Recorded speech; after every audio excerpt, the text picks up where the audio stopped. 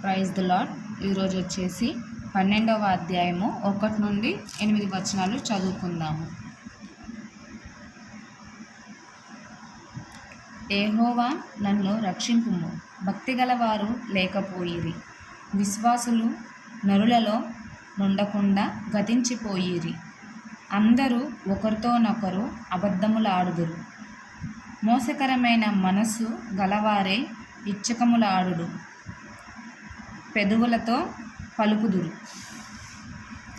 యెహోవా ఇచ్చకములాడు పెదవులన్నిటినీ, బింకములాడు నాలుకలన్నిటినీ కోసివేయును.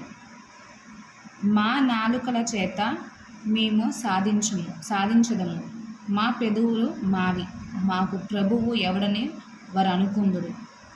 బాధపడు వారికి చేయబడిన బలాత్కారమును బట్టియు, దరిద్రులు నిట్టూర్పులను బట్టియు నేనెప్పుడు లేచెదను?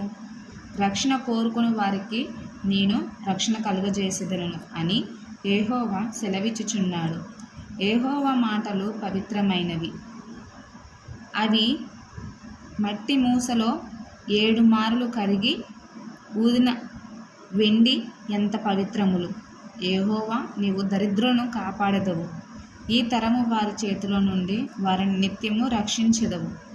నరులలో నీచ ప్రవర్తన ప్రబలమైనప్పుడు దుష్టులు గర్విష్ఠులై నలుదిక్కుల తిరుగులాడుదురు. ఆమేన్.